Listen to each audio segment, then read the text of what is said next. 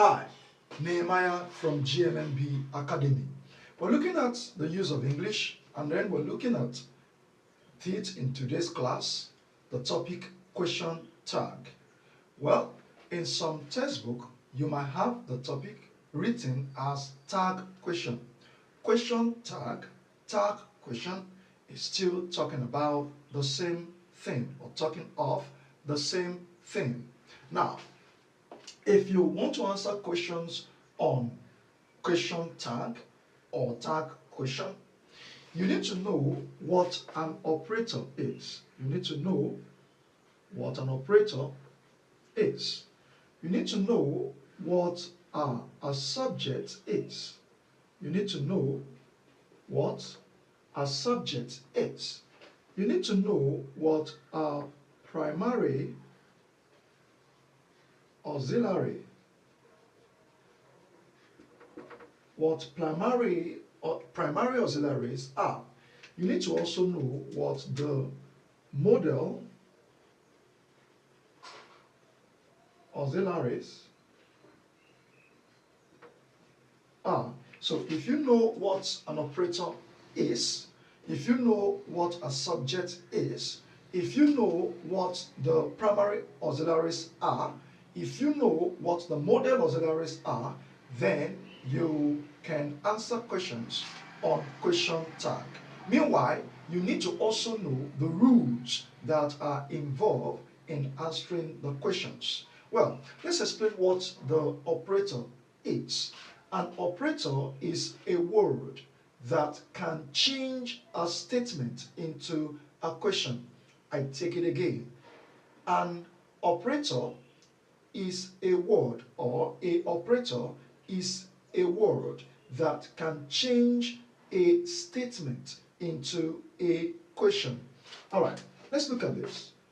I can dance. Now, what word will I pick up from this sentence to reconstruct this sentence and turn it into a question? Now, if I pick the word can, I can dance will become can I dance. So you see, the operator in this statement is can. So can is the operator.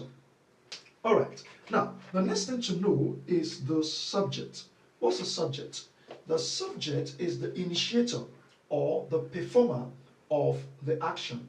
Well, this is not a video where we'll talk about the basic structure of English language sentence. We have a video on that. You can check out for the video in our YouTube channel, GMMB Academy.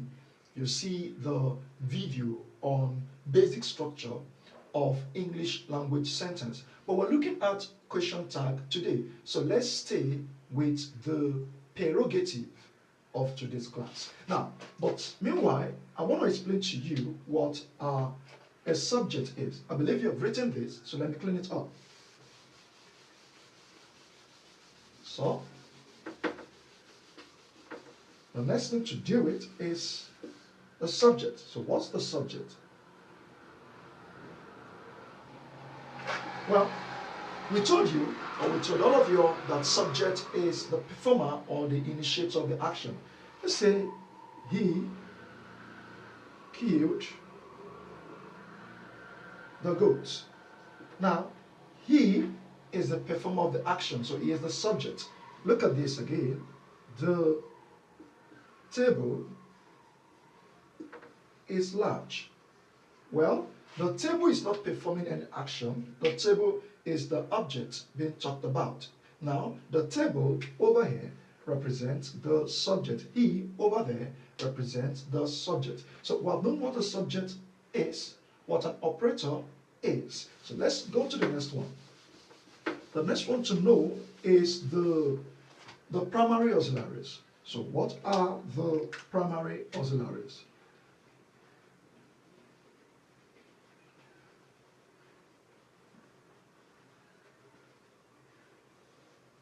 Is is one of the primary auxiliary, and then the past tense of is was. And then we have are, and the past tense of are is were. And then we have am.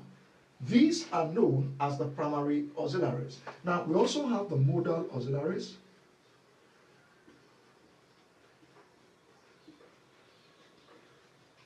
All right. For the modal auxiliaries, you have words like will. And what's the past tense of will? Will, the past tense is would. We have words like shall. What's the past tense of shall? The past tense of shall is should. We have words like can. What's the past tense of can? The past tense of can is could. We have words like need. What's the past tense of need? Is need. We have word like there. What's the past tense of there? Is there. Okay? We have word like must.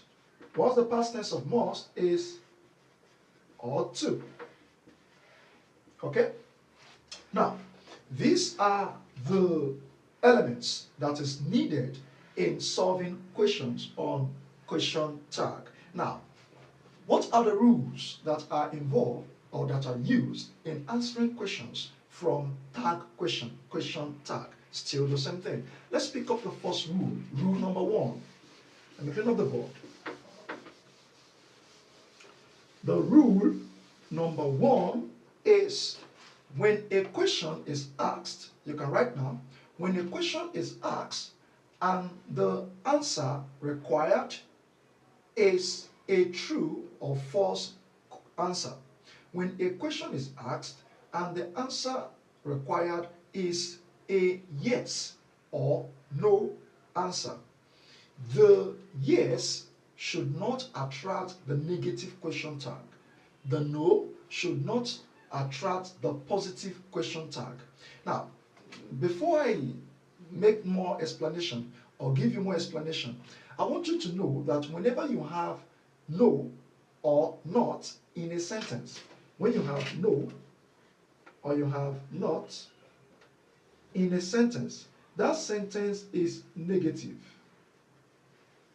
Okay? When you have no or not in a sentence, that sentence is negative. Now, the first rule says whenever a question is asked and the answer required is yes or no answer, the yes should not attract the negative question tag. The no should not attract the positive question tag. Let me make an illustration. Now, if you ask, are you from the United States of America? Well, are you from the United States of America? That required yes or no answer. Let's look at these options. Option A, yes, I am. Option B, no, I'm not. Now, this is a question. Option C is yes, I'm not. Option D is no, I am. All right, now let's deal with this. Now, are you from the United States of America?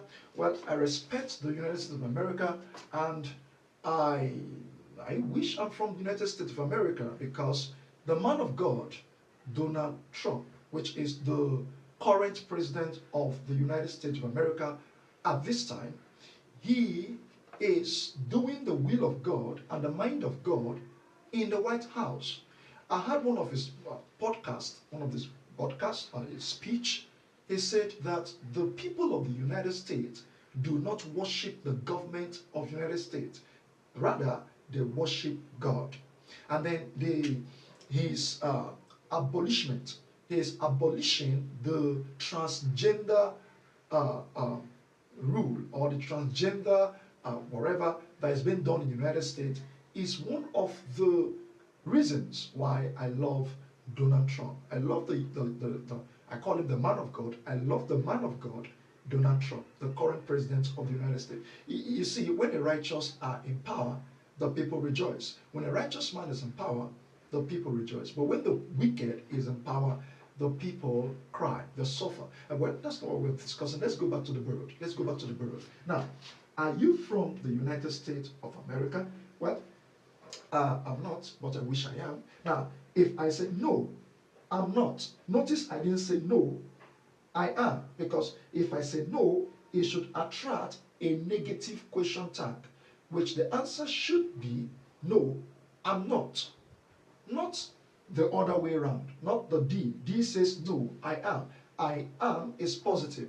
Hope you understand what I'm saying. Then if you say yes, I am, well, let me claim to come from the United States. Okay, if I say I'm from the United States of America now, and then you ask me, are you from the United States of America? And I say yes. The next thing that should follow that word is I am. Yes, I am. Are you saying that? Not yes, I'm not. So you can clarify the difference. Now, let's pick up the answer for yourself. The answer for myself is no, I'm not. And let's go to the next rule. Rule 2. So for the rule 2, whenever you have a positive statement, the question tag or the answer should be a negative question tag. Negative answer. Let me pick it again. Whenever you have a positive statement or a positive question, the answer should be negative. Now let's see this. You are from the US. That's a question. You see, I love United States of America. You are from US. And then this is a positive statement because there is no not in that statement. Now look at the word are. What is the negative word to represent are? Okay, let's look at option A. Option A says, aren't you? Option B says, are you? So what should be the answer? It is option A, aren't you? Now if I say you are from the United States, the answer should be aren't you, because the statement is positive. The answer should be negative. But if the statement is negative, the answer should be positive. Let's see that. Let's see this. You are not from the US. You are not from the USA. Now, the answer is A. What? This is not. Not means negative. So what should be the answer? The answer should be, are you?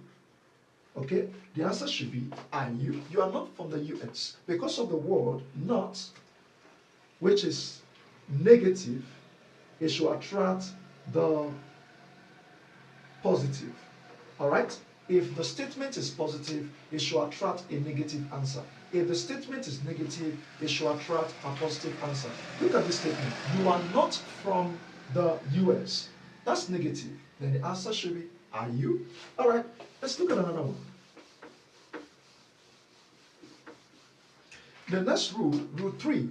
Rule 3, whenever you have words that, or a statement that has no operator, it should attract did, do, or does. Whenever there is a statement that has no operator in it, it should attract do, did, or does. Look at this.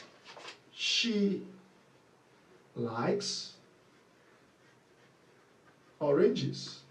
She likes oranges. Now look at option A. Doesn't she? Look at option B. Don't she? Now, if you use the word don't she, you failed it. You know why? This is a wrong answer, and this is the right answer. Do you know why?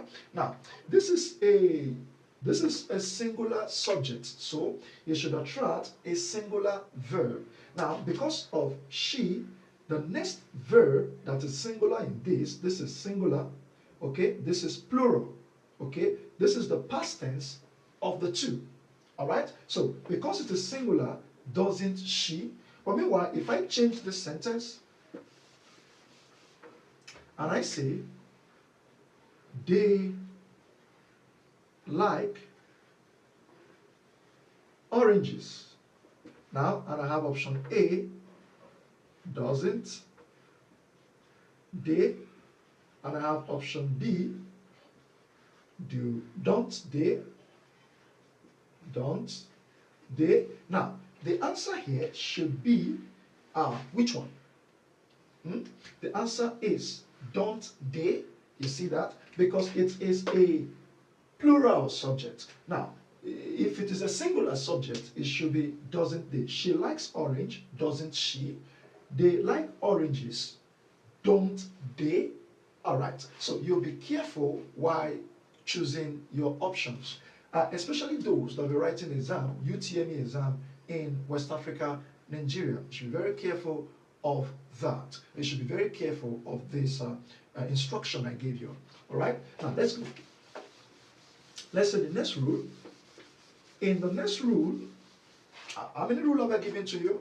I don't know. The first one, I says whenever you have the first rule, whenever you have a question that requires yes or no, yes should attract the positive question tag, and no should attract the negative question tag, or yes should not attract the negative question tag, and no should not attract the positive question tag. And the next rule, I says whenever the statement is positive, the question should be negative. The next rule, I says whenever the statement is negative, the the answer should be positive. Then this rule I gave you, I says when you have a statement or a question, then maybe you have a statement, and then in that statement there is no operator.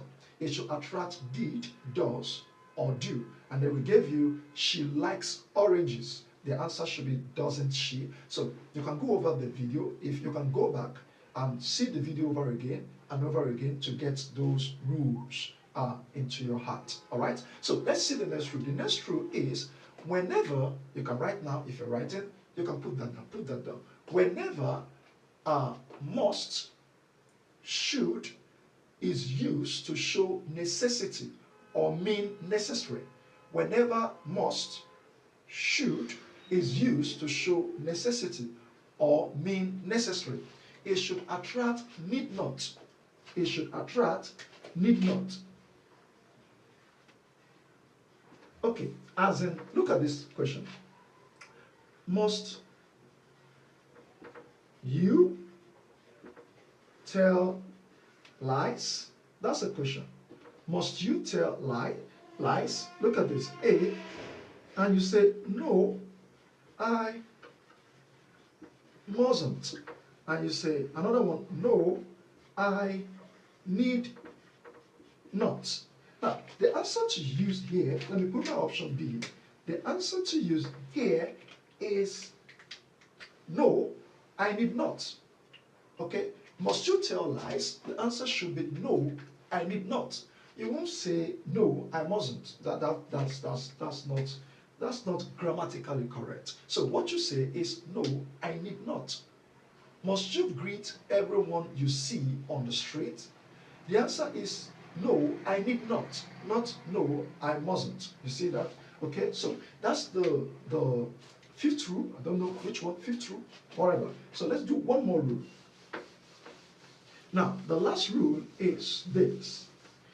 You should know the meaning of do you mind? When the statement "do you mind" is used, this is meant to show, or this is meant to express, are you comfortable? Are you okay with the suggestion? Are you okay with the request? Do you mind? When they say "do you mind," do you think it's evil? Do you think it's bad? All right, look at this. If I say "do you," let me change my pen. All right, if I say "do you mind I give you a cup of tea? That's the question. Do you mind I give you a cup of tea? And then you have option A, no, I don't. Option B, yes, I do. All right. If you say no, I don't, that means you want the cup of tea. Do you mind I sit beside you? And you say no, I don't. You see that? When you say no, I don't, that means there's no problem with that. You can sit beside me. Or if you say yes, I do, that means that you don't want the cup of tea. That means that you don't want any of those persons that requested from you to sit beside you. All right? That requested to sit beside you.